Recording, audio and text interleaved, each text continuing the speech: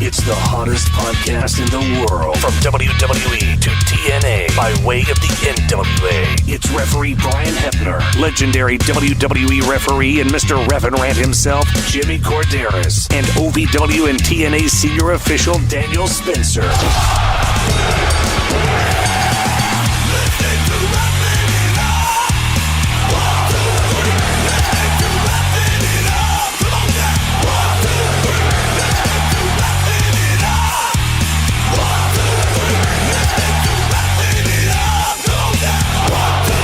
It's time for Refin' It Up.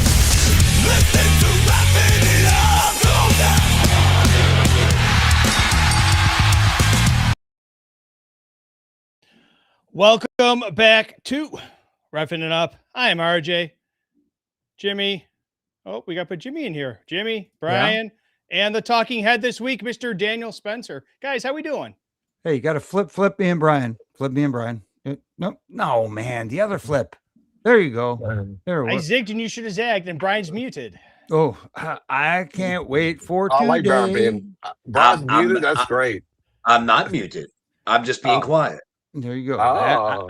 I can't wait, boys. I am locked You and loaded. And Matt I'm Green, yes, honey mustard, brother. Honey mustard. And I'm a talking head this week because I am currently in a truck driving to Philadelphia, Pennsylvania, as we take more of a live impact on Thursday night, followed by some TV taping. So there you go. Nice. So for you Reading first Market time Terminal. listeners, go ahead, Jimmy. I'm sorry. No, What'd you say? Reading Market Terminal. Don't forget. Right. So for you first time listeners, or you're listening on our audio version, y'all get a special treat tonight because we have two guests that we're going to bring in, and we're going to talk a little busted open this transition that just I guess I don't know how to say it. Yeah, transition is good. Okay, transition. And then later on in the show, we're gonna have I don't know his last name. Sorry, Kerry Morris. Morris. And we're gonna talk about what me and Jimmy and Daniel battled about last week. Ticket prices for a fan, because none of us are fans. We are fans of wrestling, but we're not fans buying tickets. This gentleman is. So it's gonna be a pretty decent packed show tonight. So that's gonna be good. Yeah. Well, it's a good discussion. For sure. So, guys, why don't we do this? We'll send it up to our first count right here on Refin' It Up. This is your one count. And we did mention about our fifth man in the ring, I guess you could say, this week, or fourth man, whatever way you want to look about it. He has been in the ring. From the huge pop radio, Mr. Donnie Da Silva. Donnie, now it's great to have you on screen instead of in the chat so we can actually, speak with you. No. Now's the point where you can run your mouth to my face. Now do that. Well, here we go. For the record, Donnie's also been on the show before because RJ, when you wasn't able to make it, he filled in for you that one time. So Donnie's no stranger to the Refin' It Up community. Yeah, you guys go ahead. I'm good right here. I'm good. Or should we call it the Refin' It Up Nation? See what I did there? There we go. See what I did there? Mm-hmm. So I say, RJ, we should dive right into you know what. Oh, what? Football season, right? I'm joking. Oh my God. So we did mention it in our little introduction there. As of this actually yesterday, correct?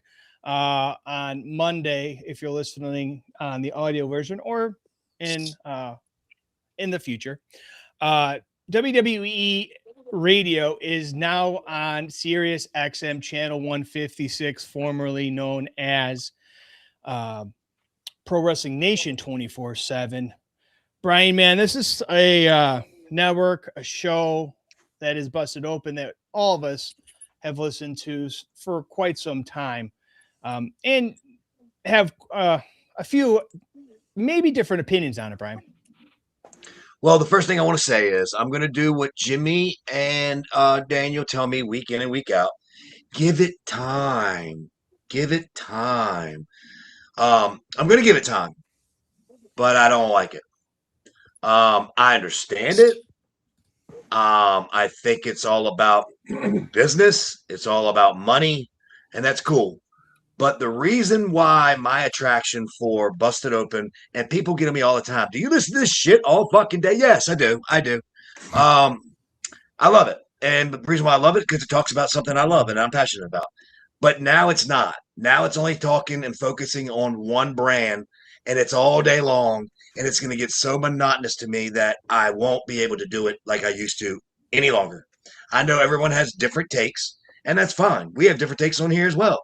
But if we talk about the same thing each and every week, why would anybody want to watch our show each and every other week? That's just me.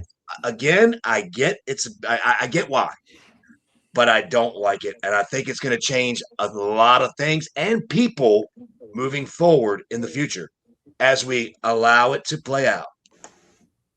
So I wanted to get this thought to both, with Donnie, Daniel, and Jimmy as well, to get your guys' thoughts, and obviously Brian too. But they're also bringing back.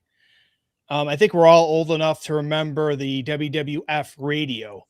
They're going to be bringing that back, which I think is a good and a nice little kind of twist to it, where they're going to be broadcasting the play-by-play audio coverage of all the WWE PLEs starting this weekend with SummerSlam. With I believe it's Booker T and Vic Joseph will be doing it. So it's a nice little twist on it. Of course it is. It's interesting. I mean, like when you're traveling in the car and you can't watch a baseball game or a basketball game or football, hockey, whatever the sport is, you find it on your radio station. Or if you're a subscriber to Sirius XM, you go to the NFL channel, you go to the NBA channel, you go to wherever it is, and you can listen to whatever game you're listening to. You want to. The issue I have with that is I think it's a great idea. Don't get me wrong. But for me, I prefer to watch wrestling. Wrestling is a very visual thing for me to absorb a story. I can hear the story and I can hear the commentators give it to me, the announcers and so forth. But I would prefer to see it as it plays out, because I don't want to hear it and then go, oh shit, I got to go back and watch that now. Well, maybe that's a good thing. I don't know. Yeah. I mean, I see what you're saying, Jimmy, but there's been times where I cannot watch it. Like, for example, I cannot watch the basketball or the football game. So I'll turn on the radio and listen to it in the car while I'm wherever I'm doing. And all of a sudden I am like, oh, wow. And the way a certain announcer will announce, the play or what's happening, I am now visualizing everything that happens. So therefore, sometimes I feel like I've watched it. I've literally have heard a call made, and I'm like, I went and watched it. It was like, oh, I pictured it better in my head than I saw it, or vice versa. I didn't think that was a good play at all, but actually after watching it, it was really great. So I think it's going to bring another avenue to it that fans, don't get to experience. But here's the other thing that I'm going to say about this is, I don't think, other than them talking about Dynamite on Thursdays and then Dynamite also Thursday night after Impact for whatever reason, other than them talking about Dynamite, there's really, I feel nothing's going to change as far as Busted Open, as far as Pro Wrestling Nation. They pretty much, yes, I guess won't talk about AEW as much or at all, but I don't really think they talked about it much anyways. They always had a lot of WWE guests, and Tony Khan doesn't call in anymore like he used to. So there you go. So that's the other thing. Like, I'm not, it makes sense to me, and obviously we'll see how it progresses as we get going. But it's not going to be recaps all the time. Cody Rhodes is going to have his show. Stephanie McMahon's going to probably show her podcast. Other talent will be able to be on the show as well to have their other shows. I'm sure they've already presented talent with opportunities for other shows to have it. So, I am, and maybe Corey Graves will bring back his podcast too. So I'm not against this. I think it's okay. Donnie, please go ahead. So my first two immediate thoughts, specifically talking about the on-air commentary of live shows. the first thing that pops in my mind, which is kind of funny, when I was a kid, I'm talking like 9-10 years old, there would be nights when Saturday night's main event wouldn't air till really late at night, and my folks wouldn't let me stay up at night, so I had to go to bed. But what they didn't realize was my little wood grain clock radio had a really cool feature for the 80s, which was a TV tuner. So I could actually catch NBC on my TV tuner and listen to WWF Saturday night's main event. I swear to this day, I know what happened in the Corporal Kirchner Nikolai Volkov flag match, and I've never seen it. So to Daniel's point, yeah, I made better pictures in my head. Speaking though, as someone who has done commentary in wrestling and in mainstream sports, television commentary is a very different animal from radio commentary. And I think it's an interesting choice to have Booker be one of the radio commentary people, because Booker very much is I'm adding color to the visuals of what you are seeing. Right. He's not descriptive. Right. So I feel like that might be a little bit of a miscast, but I'm willing to give it time and let it play out. I think Vic Joseph will be tremendous in that role. Yes. And I think it's cool to see that they're trying something different. Well, not different. They're bringing back something they haven't done for a very long time. I think that's kind of neat. But yeah, and I think Daniel's point is correct in terms of having more WWE centric content, like the Corey Graves podcast coming back, all that. I think that's neat. Brian, you were saying you're going to get sick of it if it's so much of the same. I look at it this way. If they made the decision, if Sirius made the decision to focus on WWE and whatever's in the WWE ecosphere, then me as a listener, I now have the opportunity for them to dive deeper into those subjects than they had before, because they had to make time for everything else. And that I find kind of interesting, that they can spend more time on NXT, that they can spend more time on AAA or whatever it may be. Right. So here's where I'm at, though. Generally, I'm listening up until 4. Right. So, you get your Busted Open, and you get Not Sam, and then you get Off the Ropes, and I'm done. I'm done after that. And then basically, in a nutshell, if I'm in the shower, whatever it is, I'm getting ready to go somewhere, I may put it on then at that point and maybe listen to something I didn't hear during the day or whatever it may be. But if it's always about the same shit, don't get me wrong, the podcast will be different. Don't get me that's good. That's good. But I'm not listening then. I'm listening from the morning till 4. I love Justin LaBar's show in the on Sundays. Yep. But now it's going to go touch on everything I've heard all week, and it's just I get it. I think you have to give credit to the hosts that they're going to have very different spins. I don't think LaBar's take on a situation will be the same as Bubba's. Right. Correct. Or and Dave's. Bubba's is the same as Tommy. Sam. But Or also Tommy, who, even. yeah. I've I don't heard know, Tommy and him go back and forth several times. Yeah, and I don't think it's going to be a thing where you're going to get the same. You're going to get constantly the same content all the time. I do believe they're going to give you. They're going to be unique, like as Donnie mentioned, some deep dives on stuff, and they may even do something where you now get different topics that you wouldn't have got before, because and you may get guests that you never got before, because now it's going to be ran, so to speak. Yeah, he is. Okay, well there you go. Like Hunter would have never been on the show before. No, he would never be on the show. But here's I the just other feel thing. like right now, guys, and honestly, like people like TNA, people like AEW, AEW had their opportunity, Brian. Back when Tony Khan was on every Wednesday, that was their shot. That was their way in. He got butthurt because Bubba challenged him on the referee issues, and he fluffed it off, and he wouldn't come on the show ever again if Bubba was on with him. Okay, but what I'm saying is, so that's not how you do business. Okay, so we can if take they want to AEW grow out. their business now, let them do their own thing. And to Donnie's point, 90%, if not more, of the content on Pro Wrestling Nation 24/7 was WWE related. So, and for that reason, a lot of the AEW diehards, the sickos, they weren't subscribed anyway, because they always looked at it as a pro WWE channel. And the sickos don't like their stuff to mix. They're the ones that are going to sign up to my AEW and go get the AEW specific podcasts. To your point about TNA, though, they have mentioned TNA since this change happened on Monday. I don't know that this change means that they're going to stop covering TNA. Certainly, there's the partnership that exists. I don't know. Maybe Spencer's heard something on those lines, but from what I can tell, it seems like they're not off limits from talking TNA. Let me ask you a question.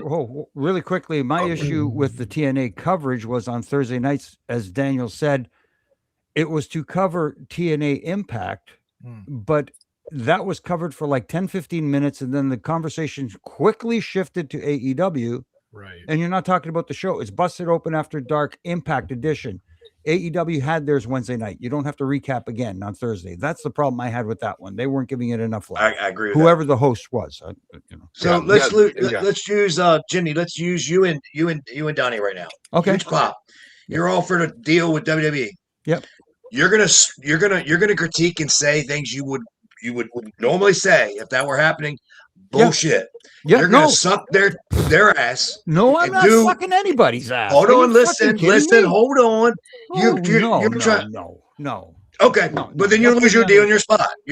Well, if I do, then I'm not compromising what I say. I don't give a shit.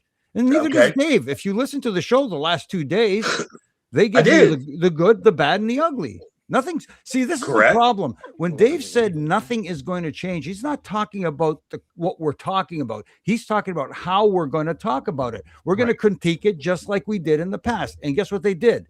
For the first 2 days, they talked about it just like they do every other week. Nothing changed there. That's the nothing is changing.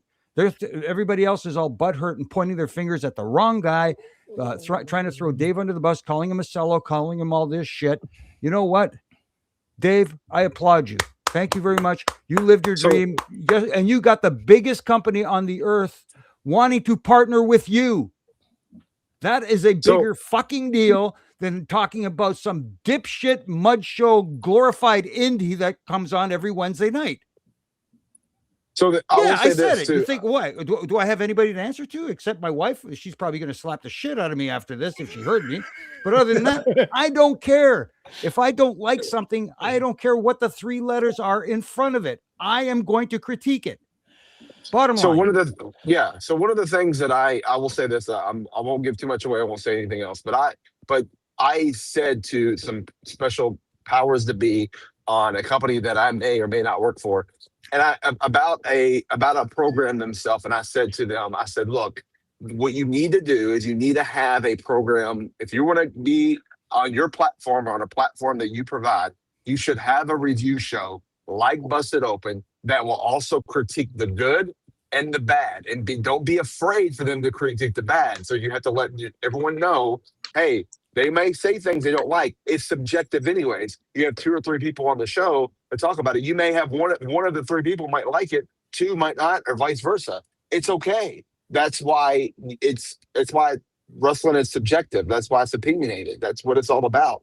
So sometimes you need to hear that voice, and you hear the voice from the fans calling in. You can actually hear raw opinions of what they think. So maybe they do agree with the one person that disagrees or doesn't like the storyline, or maybe they agree with the people that do like it. Then you get a little more organic on not just the audience and the crowd, but now you get a little more on the audience. And some of those people that listen are not on Twitter. The people that call on the radio, they're old fashioned. They don't listen. They don't tweet and everything. They're calling in because they like the interaction that way. So it's I don't see why they would change their format. I think they embrace it, and that's what I feel like they're going to do. They have to change their format. They have to change it. Well, they're changing their format in terms of what gets. What are we talking about? They're not going to change. They're not going to change in terms of being willing to be critical. I mean, earlier today, I was listening to Busted Open, and Bubba was being very blunt and saying, you know what? I think WWE is kind of out of the Sol Ruca business for a little while. You know, she needs to learn how to connect with the audience. She's not doing that right now, and she's athletic, but she's not doing it. That's not someone who's being handed talking points. That's him giving his own 2 cents. And I thought that was really valuable. And I like that a lot. Guys, I hate to do it. Yeah. Way. No, you don't. I know. Well, we're talking about critiquing, and I just want to make sure that we leave enough room for everybody's favorite segment this week. If I wasn't hot enough already. Well, I do want to get, by the way, shout out to all the 307,000 people that's just without, that's not including the TNA plus or the AMC plus numbers or the Sportsnet 360 numbers. Yeah. All the people that checked out TNA Impact this Thursday, the highest rated show in 8 years. Since I believe it was like July of 2015 or something, or 2014. I don't know. That's Something amazing. Like that. That's great. Yeah. It is. Up 7% from the previous week, and the rating is up. Which 67%. last week was a jump up. Last week was the biggest jump. The only thing that's beat it right now is the Ultimate Deletion, I think, and Matt Hardy. I even challenged. Let's beat it and let's get the numbered up to 400. And I said it could happen this week with live TV. Why not? Yeah. So, RJ, before you kick me out, can I make one last point about busted open? That would be me kicking you out, so be careful. Okay. Heb, before you kick me out, can I make one last comment? All the people out there that are just blowing up social media and going on and on and on about how Dave sold out, Dave sold out, Dave sold out. Dave is an employee. Dave is a guy who goes to work, punches his card, and what they tell him to do is what he does. Now, if he's all up in arms and doesn't want to do what they tell him to do, he can quit, but he also is under contract. Okay, so you end up in breach of contract. That's a whole other kettle of fish. They tell him what to do. People seem to have this idea because they hear Dave talk about how he created Busted Open, that he's the decision maker. He's not. No. The people above him at Sirius XM made the decision. Why did they make the decision? Maybe WWE offered a sweetheart deal. Maybe they felt like it's a great opportunity to get free advertising on WWE programming. Maybe they thought all of the other programming isn't doing good numbers. Whatever the decision points were, they happened at a pay grade above Dave LaGreca. Yeah. And so to get angry at the guy who is the face of the program is absolutely asinine. You don't understand the broadcasting business. I'm sorry. this is what David Glucker is like, an indie wrestler who got their start and worked and said, I got an idea. I want to be this person, this character, maybe even a Danhausen who had this idea of being something. Hold on, just hear me out. Had an idea of being something or somebody, busting their ass on the indies, getting every once in a while getting a former WWE star to work with, doing all this stuff. Maybe had a couple shots at TNA and AEW, everything, working hard, and then finally they get signed by WWE. Congratulations! Look at who you are. Everybody, yay! They cheer them, but yet they won't cheer Dave Greca, who basically did that in the radio scene. Mm-hmm. It's the same difference. It's the same thing. It's the same thing. It's just radio, not a song. So that's it. All right, Brian. Uh-oh. Here we go. Right. Well, I'm getting rid of Daniel first. So let's go ahead and get see you, Daniel. Jeez. Bye. You got rid Donnie, of the talking head?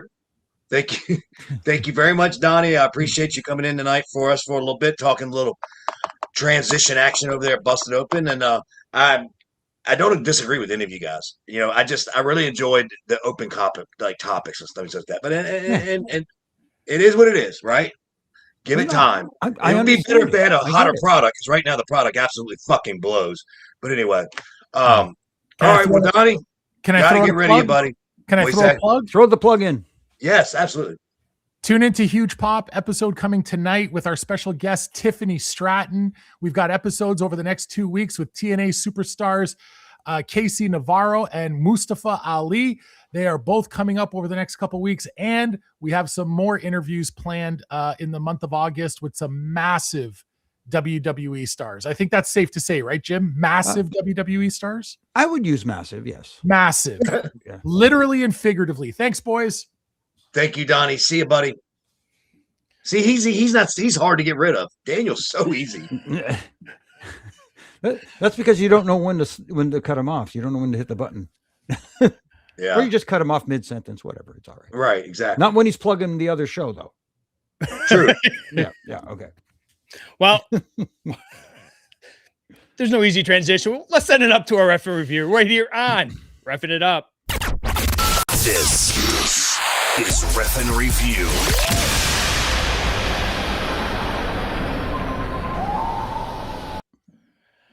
Well, gentlemen, I'm going to tee this up to Jimmy because Please do.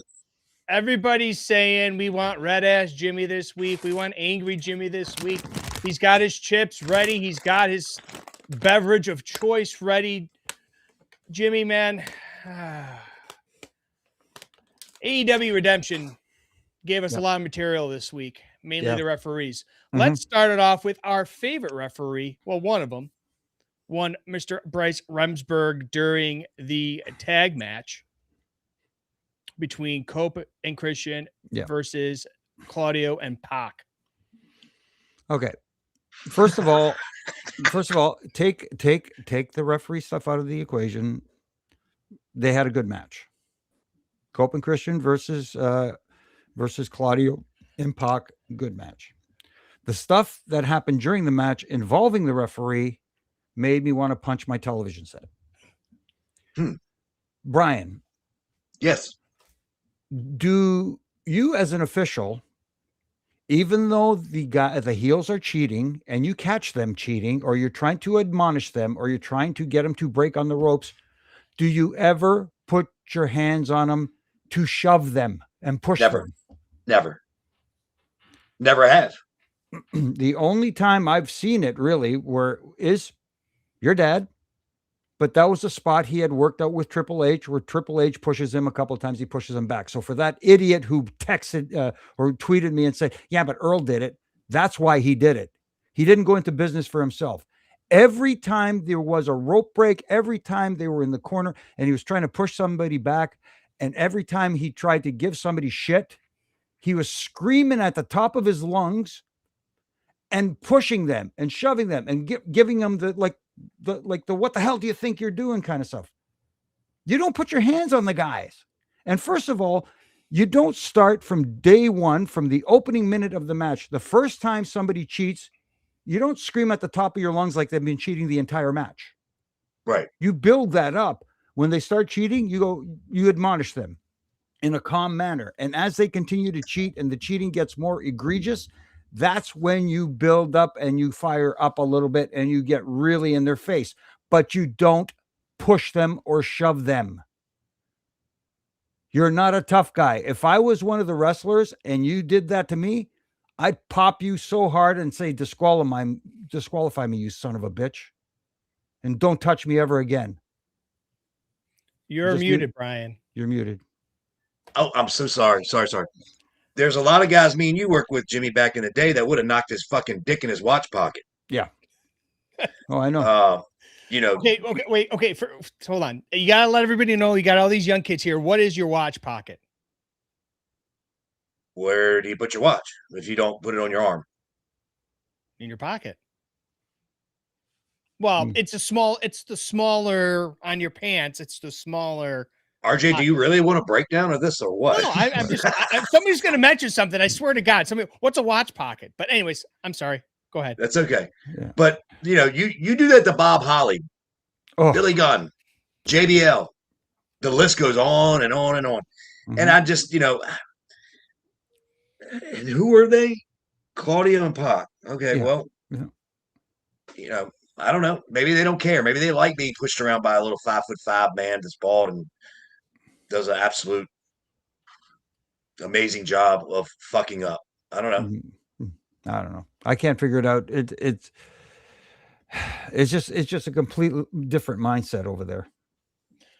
Well, Jimmy, I'm going to tee this one up to you as well. If you want stuff that makes no sense. Guess what? It comes from the same pay-per-view. Yeah. And I believe this wasn't close to this match. Anyways, Chris Jericho versus Tommaso Ciampa. I guess you could go no holds barred. That's pretty much every AEW match because there are no rules. Right. Why? Why? Because. Just break it down, Jimmy. Okay. First of all, you know what kind of match you're going to get. It's no hold barred. They're going to pull out all the stops. You're going to get all the gaga, all the weapons, all this kind of stuff, including a drill gun. Okay, that was a new one for a finish. But anyways, during the match, Chris Jericho is down selling, and Tommaso Ciampa has a Boston Bruins jersey on, which is heat in Montreal. Right. Whatever. But he gets this stuffed doll. I think it's called Tui or whatever they call it over there in Montreal. It's a stuffed doll. It's this big. He slams it on the canvas and covers it. And what does Aubrey do? She counts. 1, 2, and Jericho breaks up the pin. What happens if she has to count 3? Does Ciampa win this match? Like, what the fuck are we watching here? Seriously, though, I get ha-ha spots and gaga spots, but really, you're covering a little stuffed animal and the referee counts? Youpie, there it is, Youpie.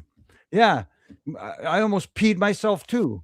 It was almost. Did the crowd even pop?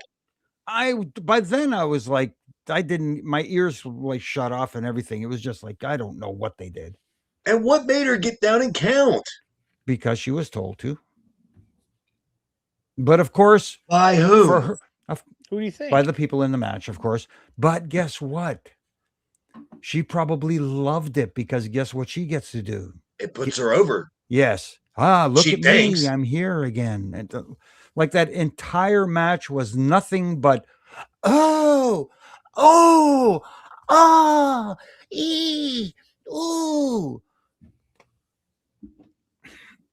We should do an episode of The Many Faces of Jimmy Corderas. Well, you got a couple of them there, that's for sure. You should have seen the ones I was doing Sunday night.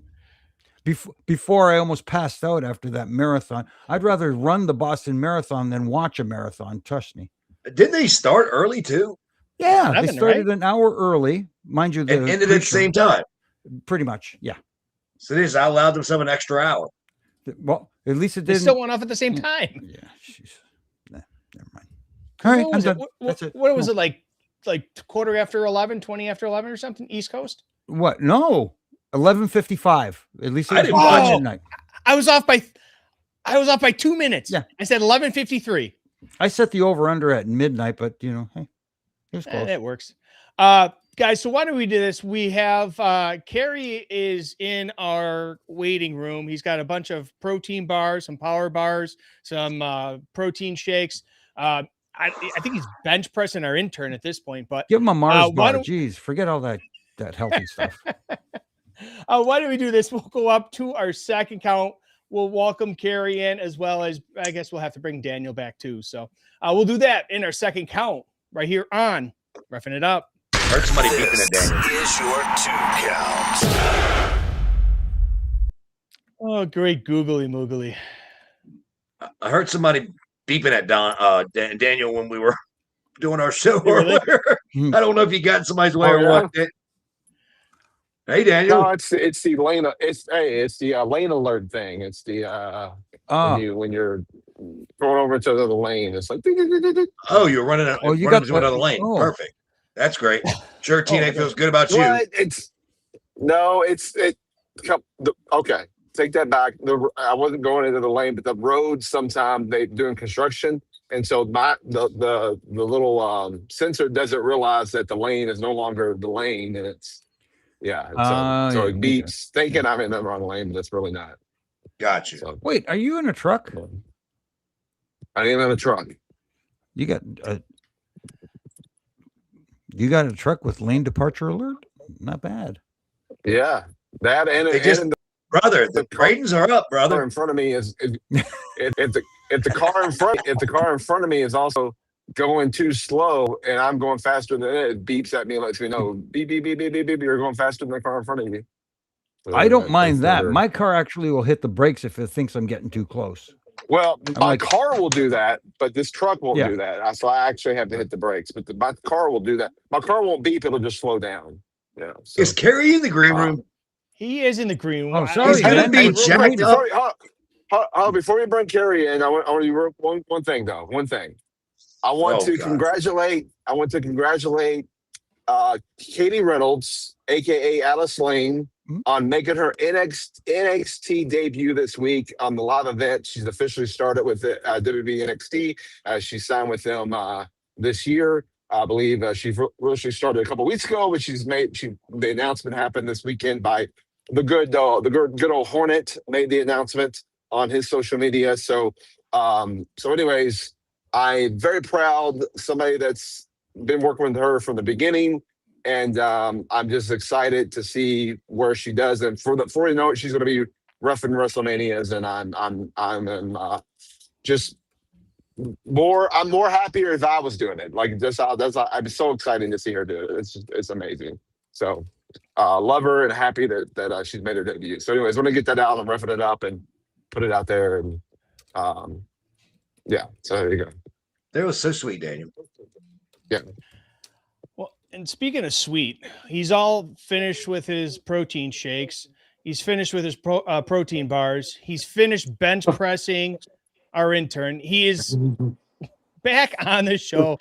Great to have him, Mr. Kerry Morris. Kerry, welcome to the show, man. No, I'm actually just in between sets. I'll go back to benching in a moment and then just finish my prime protein drink. So I'm good now. Oh, your prime protein Yeah. shake. Okay. Oh yeah, Okay. good stuff. Yeah, good seeing you, Jimmy and Brian. I guess hello to Daniel if you have to be here. If we have to have him on. Right. I mean, Exactly. you're not. At least you don't have to look at me. I mean, like that's. That's true. That's true. That's Very a plus. true. What do you got on there, Kerry? Fantastic looking shirt too. Yeah, got to wear my Sunday best just because. So just a heads up, due to a family thing, I've had to cancel my SummerSlam plan, so I can't rep the shirt this weekend. So I thought I'll just wear it now. Hell yeah, dude. Thank you so much, man. Fantastic. But I mean, you said today you're going to rep it down the line, though, right? Oh yeah, I will be back for our Survivor Series. Hopefully, Money in the Bank. We'll see what's going on with everything and how this whole everything gets situated. But yeah, SummerSlam just had to be canceled last minute. So it's life. It's life.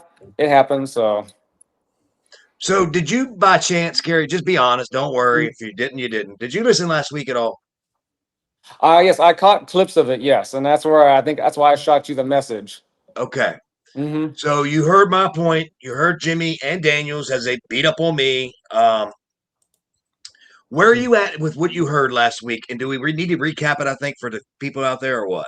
Or I think we're good. We should recap it. Yeah, we should recap it. Okay. So basically, in a nutshell, and y'all can chime in as well. I'm blaming low attendance because of ticket pricing overall, not the whole reason, but the main reason. Jimmy and Daniel both basically said, Brian, you're not exactly right. This is not in a tourist town. Is that what y'all call it, Jimmy? A resort? Destination city. Okay. Destination. Yada yada yada. We went back and forth. I personally think it completely kills the pre-sales anymore. They're on and on. So we weren't arguing. We were just saying why we thought ticket sales were what they were. Jimmy and Daniel were fine with it. I'm not fine with 30,000, people. I'm not, but I'm thinking, why should you be okay with 30 when you could have done 50 to 60? But your ticket prices, I think, were outpricing the market. Anyway, you're a fan. You go to all the shows. You are the man, actually. And also, there's a story that you better tell us tonight that you promised me you were going to tell, but we'll get to that in a little while. Okay. Anyway, the floor is yours right now. You tell Jimmy and Daniel they're wrong. Back me. Let's go. I'm just kidding. No, tell the truth.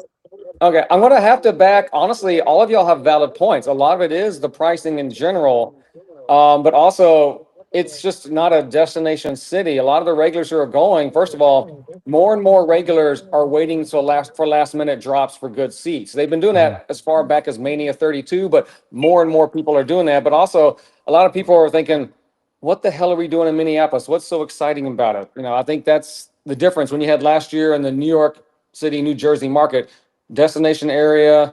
I'll say honestly, overall better card top to bottom, and also John Cena's last SummerSlam. Everyone a lot of people I talk to are saying, what is so special about this one, honestly, that we should pay all these prices? And obviously the fact they've had to keep dropping, $25 tickets, 30% off this and that just shows that maybe this should have been a one night SummerSlam in the stadium like they used to do.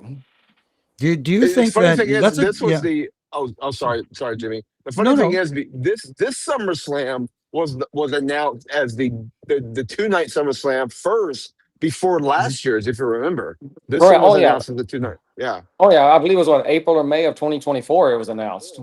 Yes. Yeah. Yeah. But they promised reasonable ticket prices, and I think also a lot of it's, while we've seen worse in terms of the product, it doesn't match what they're demanding for ticket prices. Okay. I think it's twofold, because a lot of people, I keep seeing all these people online, they're pointing their fingers at creative. They're not giving us enough. I think it's a twofold problem. Maybe creative is not coming up with enticing storylines, but at the same time, you need the star power to execute. And with all due respect to the roster right now, the top end of the card, that era when we had Stone Cold, Rock, Cena, Undertaker, everybody all at the same time, people paid to see them, not the brand. It seems exactly. like, do you agree that WWE seems to be, promoting the brand more than they are the superstars? Yeah, I think it's been a problem for a good 10 plus years, even under Vince's final years. That seemed to be more about the brand and the name of the event versus actual, come to see Rock, Austin, DX, Godfather and the Hose, Undertaker and all that. Like, I remember going back in the Attitude Era, you had a lot of casual fans who would go, they didn't know a damn thing about wrestling. They would argue that Rick and Scott Steiner aren't real brothers, but Undertaker and Kane are. But they were there just to see Austin. I mean, I'm serious. I heard these arguments before, especially when I lived in Dallas. I mean, seriously. These were college graduated people, young professionals. But they were there because it was a party atmosphere. They were to see DX, the Godfather and the Hose, Austin and the Rock and Undertaker. And it doesn't seem like you really get that as much nowadays. It's more about, like you said, just the brand. And that's it. So, Kerry, another thing, which I agree with the guys, but I'm talking about the amount of overpricing, in my opinion, that everybody's up. Concerts and all this. COVID kind of killed everything. Everything's more. I get that. And I agree with them. They just didn't understand my point. Maybe they were a little bit more.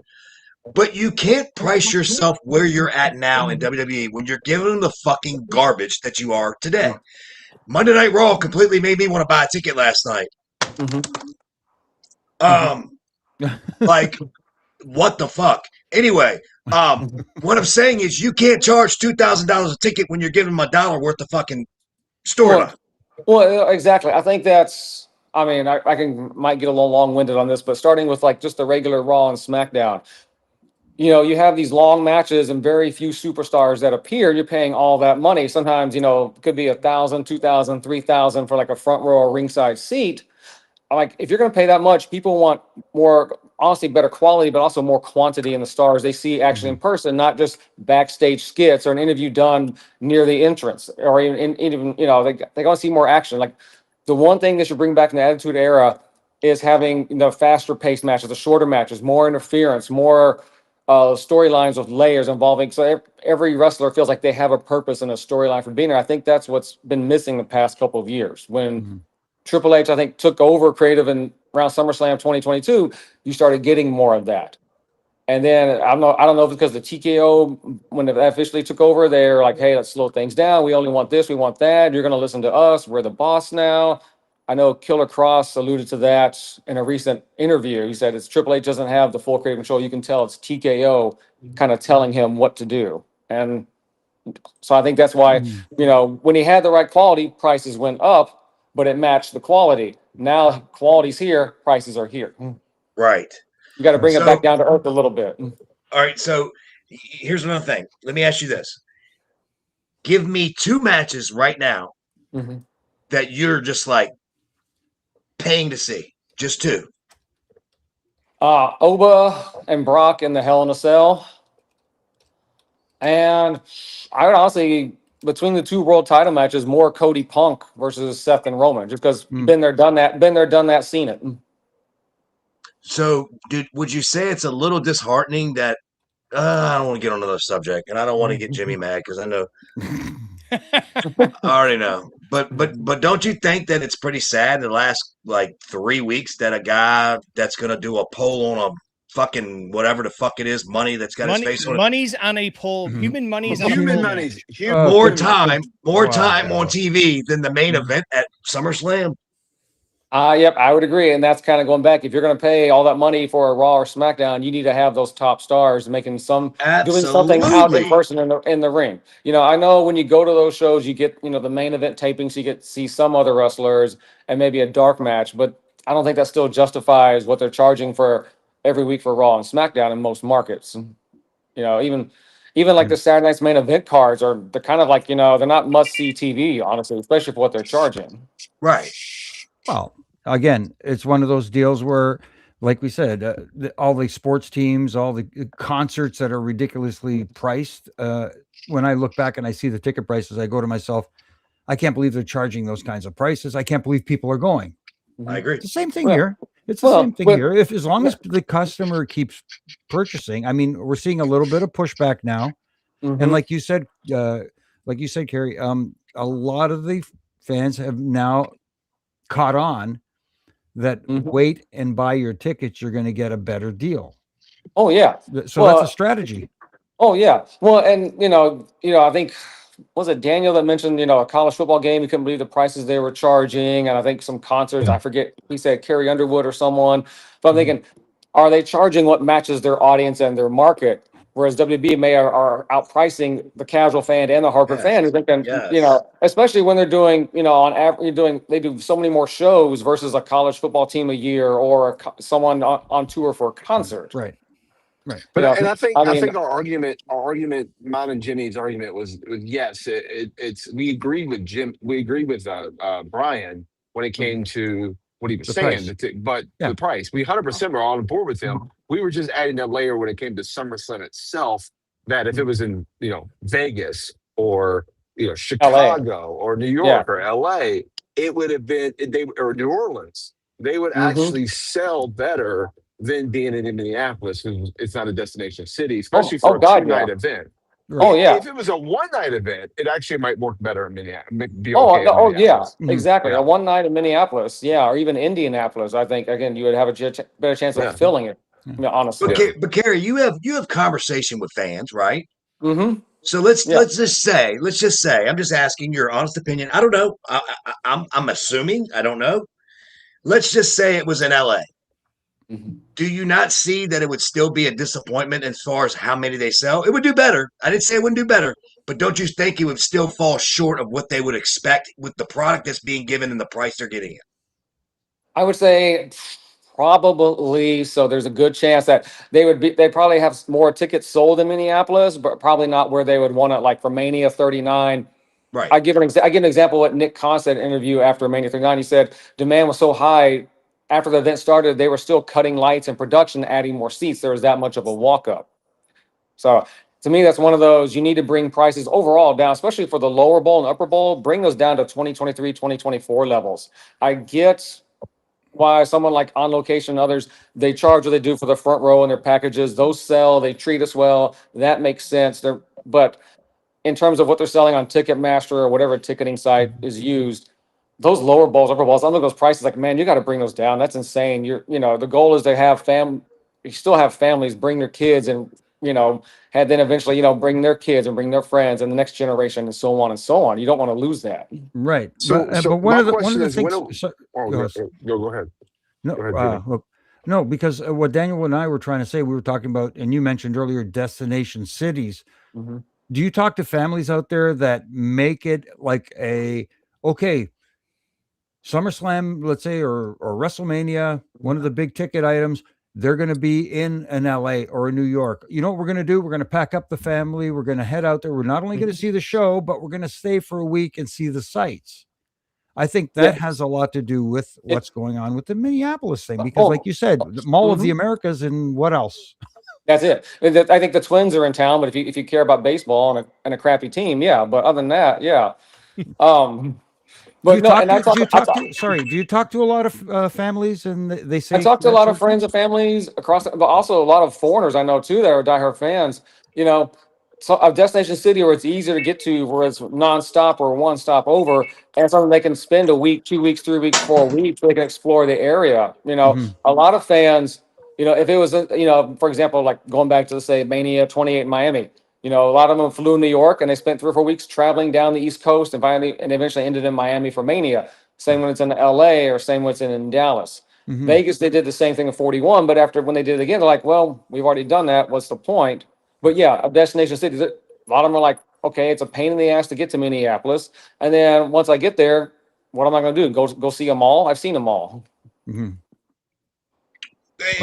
again, I just think that, Jimmy's point is fine. But how many people other than Mania, Royal Rumble, SummerSlam, what am I missing? Survivor Series. Survivor Series. Other than those 4, are you finding people staying for a week for Backlash? Oh, no, I mean, now somewhere like Florida, they might go to Disney World, but other than that, nah, Okay. Whereas now someone like me and a couple of others, when we went to Italy, we made it a week and a half vacation.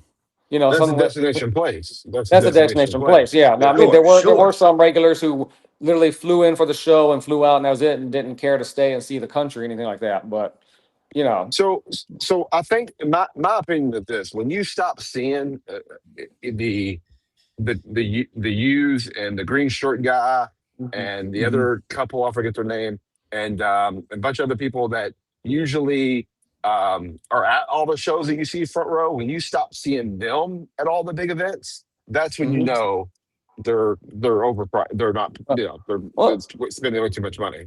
Well, wait a minute. Wait a minute. He already said, hold on, Kerry. Wait a minute, Daniel. He said they're overpriced. He could just fucking afford it. Well, but even I'm looking at going I don't want to go all the events. First of all, it just becomes a chore. I want to go to certain ones, especially if it's more of a destination city or country. There are some that go because they just feel like it's like a drug. They need to go. They have to go, and they're going to go no matter what. But for example, green shirt guy, he missed 5 PLEs in 2024.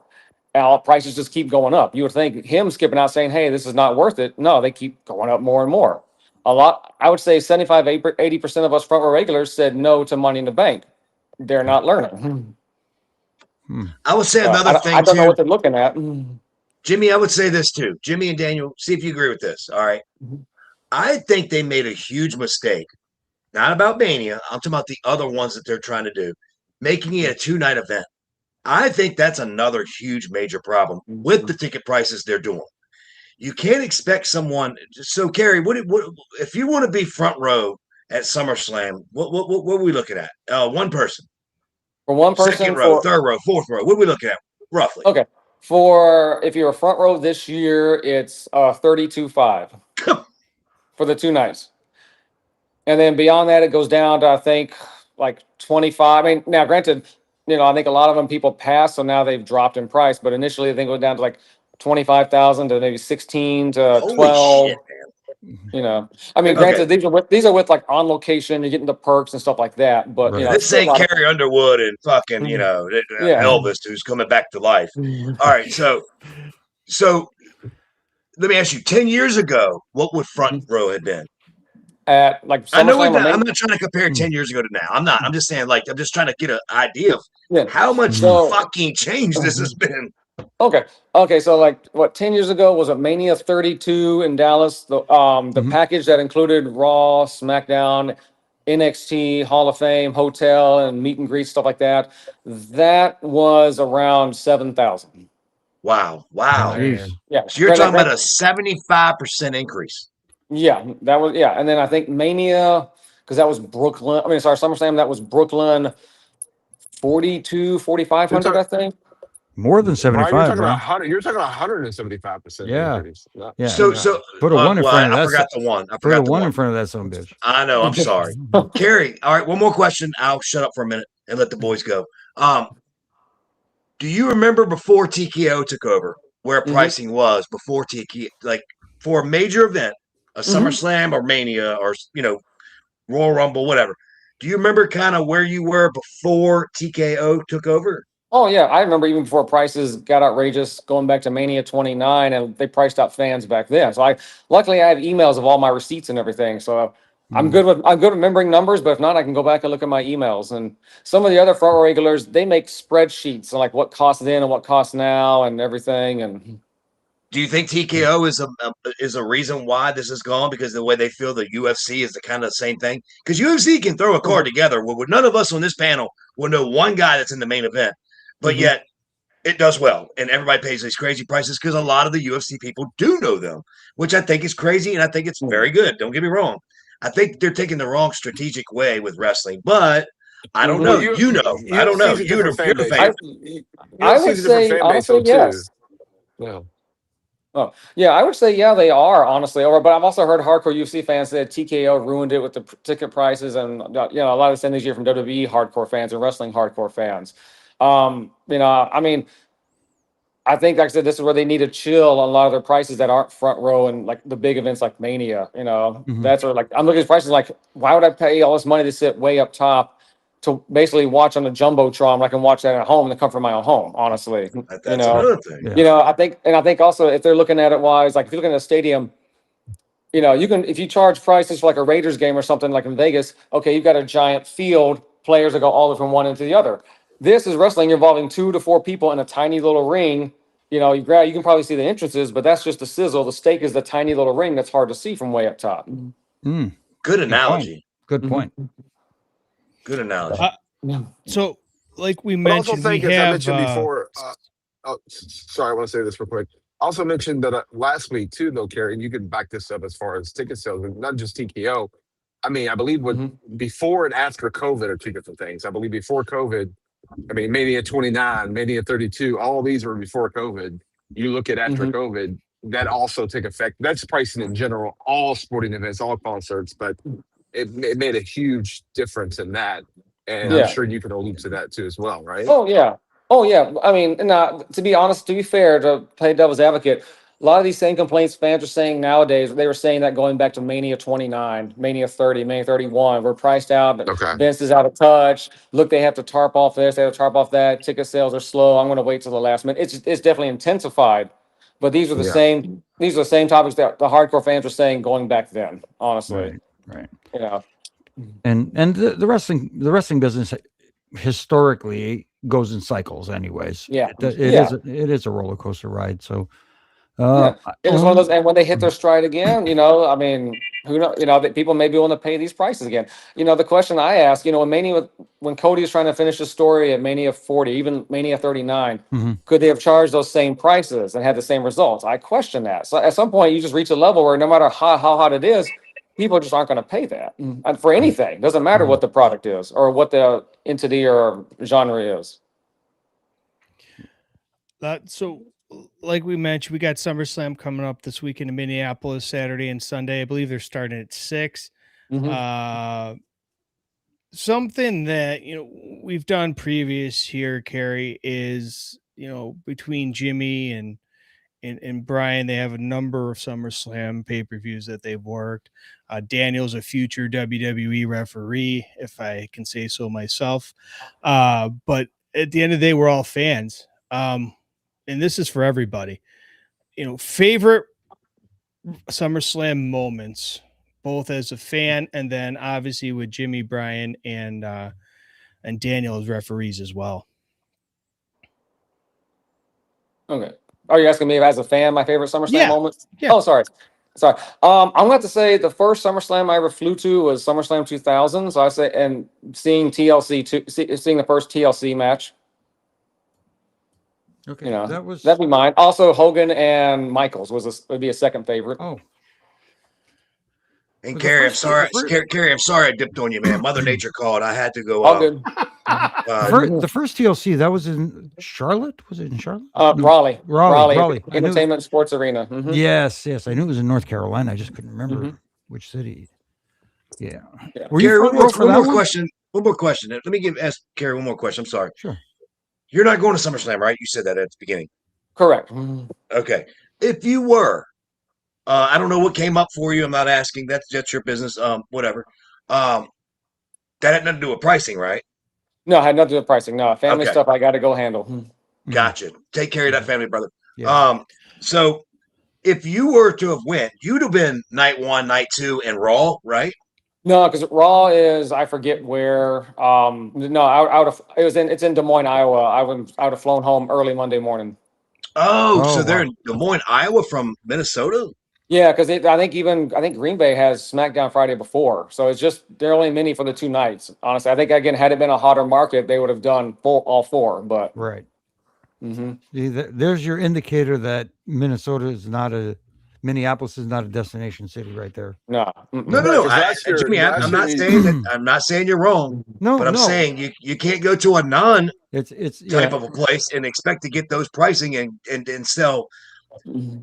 what they wanted to do. It ain't happening. The Yeah. problem the problem they did is more than the pricing. I think is now that they've done SummerSlam as well, 2 nights in a stadium. Yes, And I it agree. looks like Survivor Series is going to be in a stadium. Royal Rumble, Yeah. same thing. If you end up going back to an arena setting for those events, public perception is, oh look, they had to go back to an arena because they can't sell out a stadium. Yeah, Exactly. it's kind of like Money in the Bank 2022. Yes. Mhm. Yes. Yeah. Well, and I think that's why. I think they could. I think they'd have done much better if it had been just one night. Keep Mania at 2 nights. That's what makes it special. Keep the And others. that's If you want them in stadiums, 1 night. This is your 1 night. Come and get it. Come and see it. Because my you'll thought get now the process. 30,000 people that paid will be 60. Exactly. Yeah. Right. Because also, what is the perception when you have to have half the stadium tarped off if you have to go that route, especially 2 Because nights of in the a row? prices. Well, Kerry, because of the prices, you're choosing fans. I mean, you're making fans choose the night. Basically, Mhm. yes. Yeah. And then half the time they don't know what night they're going to see what they want to see until it's too late. Yeah, I mean, you can guess, but yeah, at that point, they just announced the card. What was it? The individual cards? What, yesterday or the day before? Yeah, yesterday. Yeah, So, Yesterday, yeah. So yeah. And the other thing You know. too is that you're like WrestleCon, things like that are doing. Mhm. Oh, he must be running off the road again. I Yeah. ticket sales as well either. I think that or someone's trying to run them off the road. Yeah, exactly. Oh, it lost me. Lost me. Oh, Yeah, yes. You're no, good back now. yes. You're good. Okay, No, no. all right.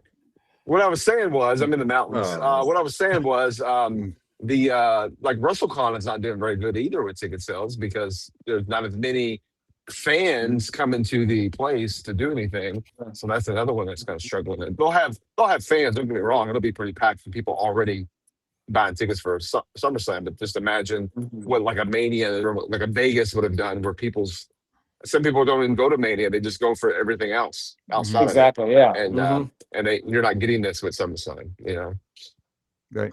So, Kerry, we're running a little long, and it's okay because this has been That's fine. That's actually- cool. It's been really cool. Here's what I want you to do, though.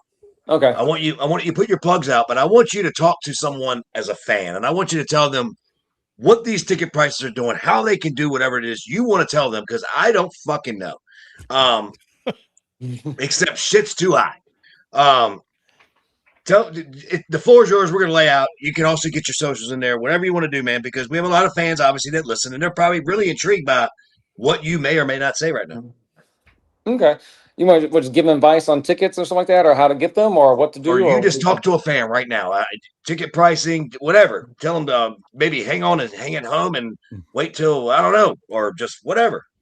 I would say it's one of those that, if the pricing is concerned, which is a lot of people, just monitor the sales on Ticketmaster, see what's there. Obviously a lot of times, when they first go stay on the pre-sales, you have people that are tying them up, trying to figure out, hey, can I afford it? Do I want to spend that much money? Or I've known people who are, hey, I'm holding 4 tickets. I'm texting my friends. You want to pay this much? Oh shit. No. Okay. So let me just throw those back.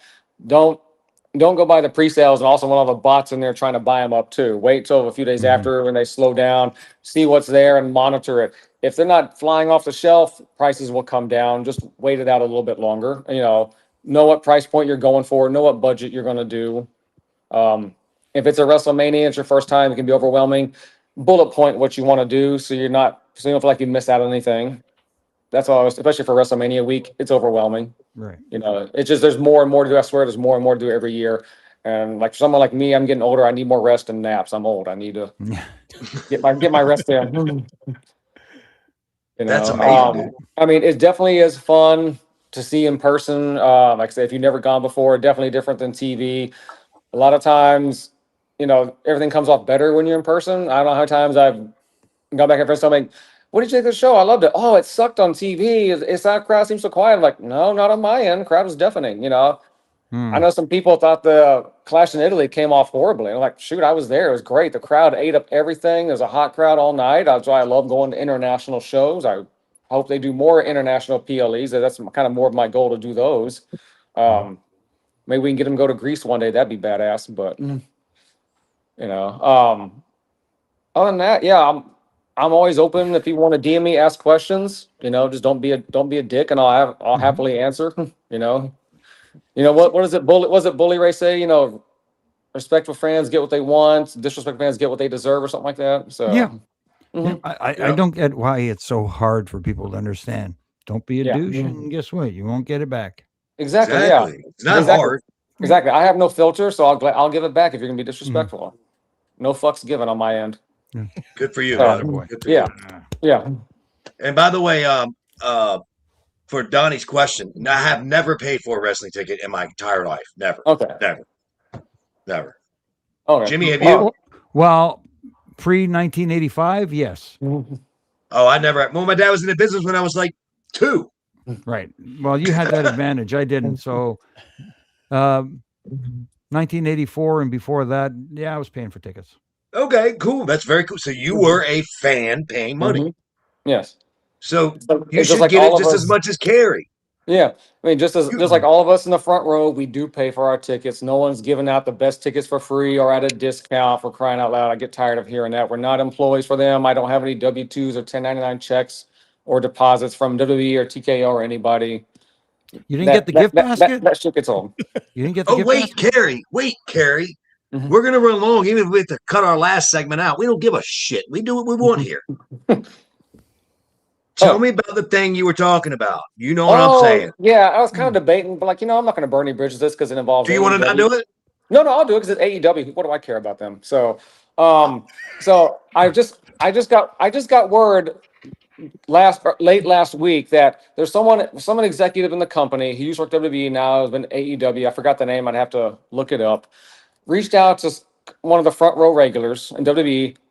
Wanted that person to reach out to some certain other front row regulars to be regular front row on their pay-per-views, either for free or at a discount. But they want certain minorities to make it look like a diverse front row. And I'm not someone that they want for their front row.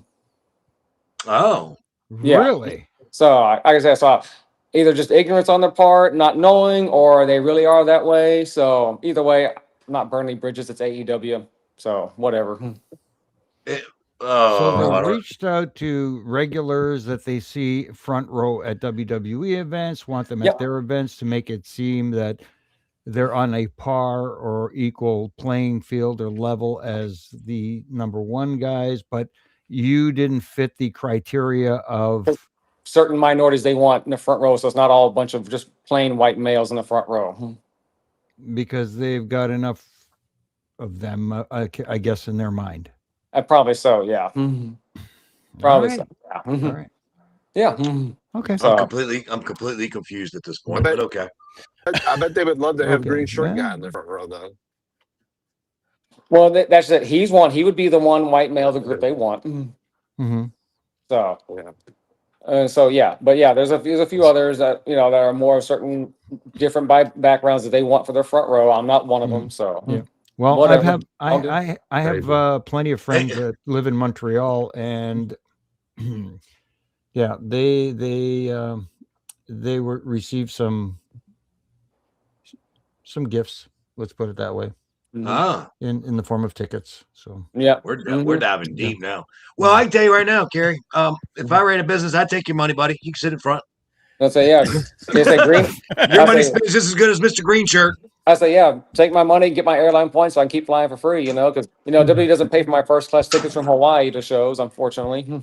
Right. Yeah. That's awful, dude. All right, it is. It's horrible. Oh, wait. Well, did you want to put your, did you already put your Twitter out? I don't know. No, I don't think you did. I didn't. Oh shoot! No. You can tell I don't keep up with this stuff sometimes. So yeah, that Fit Front Row guy is my Instagram. Twitter, I don't really pay attention much anymore. It's great to reach out if I have an issue with an airline ticket for the flight. Other than that, I don't do much with Twitter anymore. So or my name on Facebook. So yeah. So Well, cool. Well, dude, thank you so much, man. We really do appreciate it. What good insight, man. It was awesome. I appreciate you letting me win the battle and the war. I'm kidding. It was all it was understanding through a fan. That's it. And that's why I felt like you would have been great for our show this week to follow up from last week. So I appreciate you having me on. So awesome. So yeah. Well, I'll see you at nothing. Yep. Yeah. Well, maybe I'll definitely be back for Survivor Series, Houston, Money in the Bank, still TBD. So all right, well, come to a Richmond show, even if it's AEW or NXT or something. We'll figure it out. Okay. No, I do. Yeah, get to like Norfolk and the Sculpt. There's a lot of history there, and so yeah. I'd love to go to a show right there. Actually, just don't stay a whole week. There ain't shit after you see a boat or some shit. I know. I lived in North Carolina. I've driven through Virginia, so I know not much to do. Well, stop, Kerry. You don't have to agree with me. All right, buddy. Thank you so much, man. No problem. Thanks so much. All right. Have a good evening. Thanks, Kerry. Appreciate it. Yeah. Cool. Oh, fantastic. All right. We ran long. Let's get out of here, boys.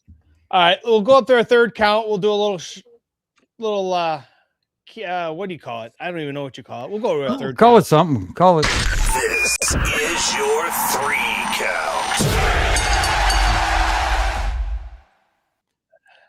You can call it that jabroni ref who thinks he can sing. I don't care. That was a great segue. We'll call it the lane assist. I gotta get those rumble sticks to get me back on course. Just absolutely phenomenal. You know, it's like you said, Brian. It's nice to have that other side of the business, the guys that will go to all these shows, and you know, is it really too high, or is it just no? Listen, this guy is not your normal fan either. This guy's got some money. Okay. Imagine what a person that's really a fan without a lot of money, is trying to get to these shows. It's hard. It's difficult. You all right, Jimmy? I don't know, something floating in my drink here.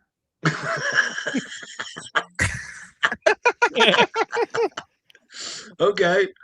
Well, I think the long story short is I think that Daniel's right in many ways. I'm right in many ways. Jimmy's right in many ways. And here we go. Ready? And Jimmy can sometimes be say it, Jimmy. Never. But no, it was great to hear. It was great to hear from a fan. And honestly, that y'all heard the ticket prices. You heard it. I didn't make that shit up. He just told you what it was. Yeah, we don't disagree that the ticket prices are high, but again, it does help when you go to a city that people want to go to. I'm not doing disagree with that either. Yeah, I just think the product's really stale right now, and the storylines are decent, but there's a lot that's not. Well, I mean, Donnie had a great point. Donnie has a great point in the chat. The card is actually better than last year. The only thing you don't have is Jelly Roll and John Cena. Yeah. I guess AJ Styles too, but I mean, the card is pretty deep compared to what it was. It is last year. Yeah, I don't mind the card. I mean, there's a couple matches I could do without. There's a couple people that are left off the card that I think that shouldn't be on the card should be left out. And I'll tell you what, after Monday Night Raw, like after the promo segment between Roman Reigns and Seth Rollins, I am now really looking forward to that match. Where before I could care less about that match, I was more on Punk and Cody. Now I'm like, holy cow, they just sold me on that match. Especially with Punk or with Roman laying into Seth, dissing him like he did. That was good stuff. Good stuff. Cool deal. Well, guys, we have a very special edition, a brand new edition of Corderas Karaoke this week. If you are here live in our live studio audience on YouTube and Twitch, you can listen to tomorrow when the audio version comes out. I will. By the way, I will at the gym. I will at the gym. I'm audio only right now. Does that mean I get to listen to it right now? No, it's not. I said I'll wait till tomorrow. No, just tell him yes, RJ. Just tell him yes. That's what I said. He sure can. Maybe he'll stay on the road. Here, let's see if this works. Okay. Well, we are going to go up there now, and this week's Corderas karaoke is Bad Ref by our very talented Mr. Jimmy Corderas. Audio version right here on Refin' It Up. Jimmy, I don't know where you you find the lyrics to a lot of this stuff, but absolutely phenomenal each and every They're in week. his main brain. They're in his brain brain. Because you know He's why? insane in the main You know brain. why? You know why? I'm insane in the membrane. Insane in the brain. Yeah, there you go. All right. Well, there's a future one. What are ways people can see your Rough and Ranch each and every Monday through Friday, Jimmy? You can see them on all my social media platforms at Jimmy Corderas on Twitter, at Real Jimmy Corderas on Instagram, and you can catch me on my Facebook pages. Again, little critiques, trying to tighten screws that I think really need tightening, and lately there's been a lot of loose screws. So the screwdriver's out big time. You can catch me on Huge Pop Radio, and as Donnie said earlier, we got some interesting guests coming up especially with WWE and TNA coming to the Toronto area.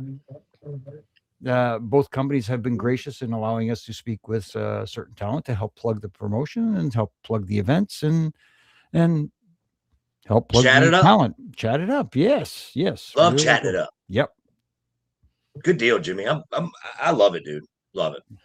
RJ, I'll beat you, Daniel. I mean, RJ, I'll beat you and let you feed right to Daniel so Daniel can stay on the road. At Baby Hebner on Instagram and Twitter. And that's it. That's all I have. Thank you. Daniel is in the truck on his way to Philadelphia. So, Daniel, we got some good stuff coming from TNA, right? Jeez, this guy's brutal. Yes, sir. TNA is going to be.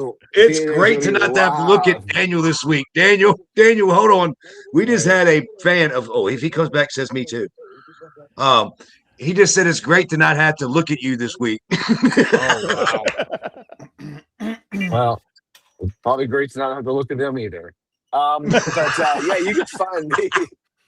You can going to be TNA is going to be live in Philly this week. Follow us on TV taping. So if you're in the Philadelphia area, get to Philly and come watch the shows. You can watch it on TNA or on AMC. That way we get that rating up. Let's get over to 400,000. Let's move, get the highest rating in 10 years at this point. Let's keep moving it on up.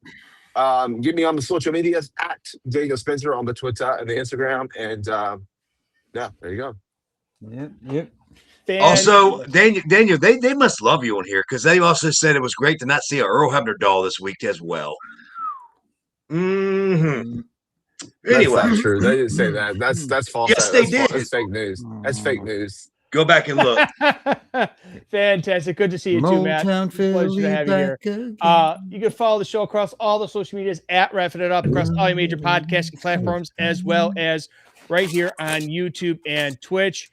Join us each and every Tuesday at 6 p.m. And hopefully we'll get some barbecue chips next week, sponsored for Refin' It Up. But for Mr. Daniel Spencer on the truck somewhere close to Philadelphia, and for Mr. Jimmy Corderas, who needs some help opening up his chips. What's going on? I don't Man, know. they make these bags so tough to get into now, man. Whatever you do, Jimmy, don't wait till we're done. Well, I thought we were. Are we not done? Huh? Oh, you got scissors. Go ahead, that's much more quieter. Let's try this again. For Mr. Daniel Spencer, for Mr. Jimmy Corderas, who's befuddled by a bag of potato chips, Mr. Brian Hebner, I'm RJ. We'll see you next week right here on Refin' It Up. 1, 2, 3.